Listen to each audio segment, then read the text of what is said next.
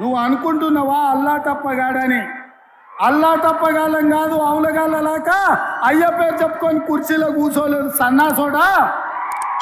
కింది నుంచి కార్యకర్తగా కష్టపడి జెండాలు మోసి లాఠీ దెబ్బలు విని నీ అక్రమ కేసులు ఎదుర్కొని చెర్లపల్లి చెంచల్గూడ జైల్లో మగ్గినా భయపడకుండా లొంగిపోకుండా నిటారుగా నిలబడి నిన్ను, నీ అయ్యను, నీ బావను బొందబెట్టి ఇవాళ కుర్చీలో కూర్చున్నాం.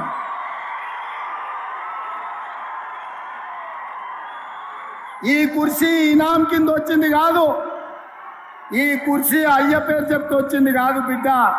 నల్లమల్ల అడవి నుంచి తొక్కుకుంటూ వచ్చి నీలాగటో నెత్తి మీద కాలు పెట్టి తొక్కి ఆ కుర్చీలో కూర్చోబెట్టింది మా కార్యకర్తలు.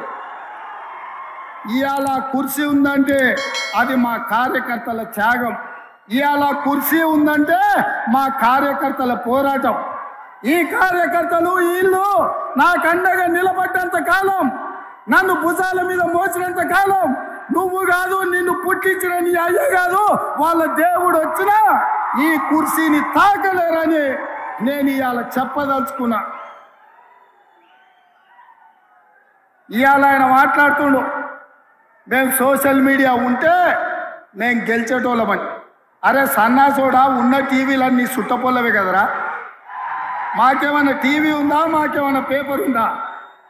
మా అయ్య చూపించుకోవడానికి ఏమైనా టీవీ ఇచ్చిండా? రాసుకోవడానికి ఏమైనా పేపర్ ఇచ్చిండా? సొల్లువాగుడు వాగడానికి మాకేమైనా మైకులు ఇచ్చిండా? సాయంత్రం పూట సేద తీయడానికి జూబ్లీహిల్స్లో సినిమా వాళ్ళ గెస్ట్ హౌస్లు ఏమన్నా మాకు ఇచ్చిండా? ఏమిచ్చిండా?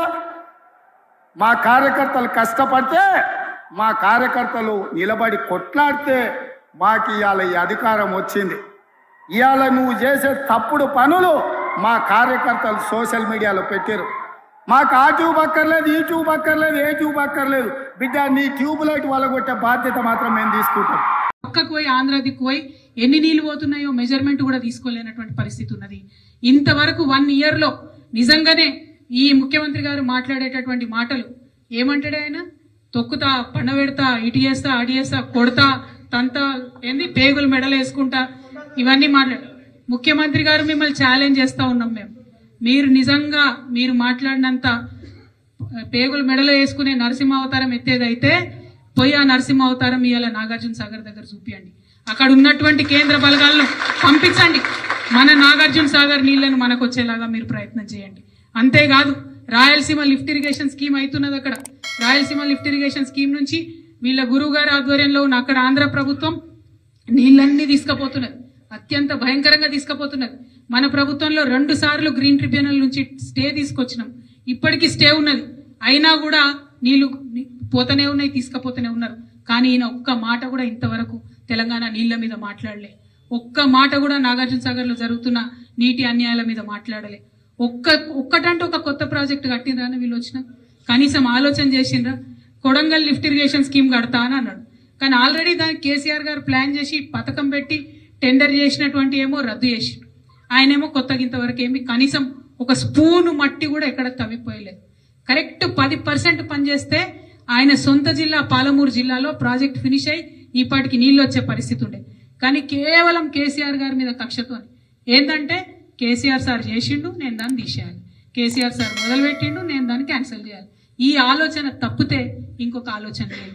అంటే ఇటువంటి ప్రభుత్వాలు ఉన్నప్పుడు అలాంటి సంస్థ ఏం చేయాలి, ప్రజల్ని ఎట్లా చైతన్యవంతం చేయాలి, ఏ అంశాలు తీసుకొని ముందుకు పోవాలి అనేటటువంటి ఆలోచన మాత్రం మనందరం కూడా చేసుకోవాలి. అందుకే ప్రతి జిల్లా వారీగా ఉన్నటువంటి మన పాత కొత్త కార్యకర్తలందరినీ కూడా, నాయకులందరినీ కూడా సమన్వయం చేసుకొని సమీక్ష చేసుకొని కార్యాచరణ రూపొందిస్తా ఉన్నాం. పెద్ద ఎత్తున ప్రతి గ్రామంలో కమిటీలు వేస్తా ఉన్నాం, మళ్ళీ పునరుద్ధరించుకుంటా ఉన్నాం. ప్రతి మండల స్థాయిలో కమిటీలు వేసుకుంటాం. ప్రతి కాలేజ్లో, ప్రతి యూనివర్సిటీలో, ప్రతి స్కూల్లో, ప్రతి చోట కూడా మన యొక్క పర్యవేక్షణ ఉండాలి. జరుగుతున్నటువంటి అన్యాయాల్ని ఎత్తి చూపించేటటువంటి విషయం ఉండాలి. ఇందులో మాత్రం నేను ముఖ్యంగా మా మహిళల పాత్ర పెద్ద ఎత్తున ఉండాలని కోరుకుంటా ఉన్నాను.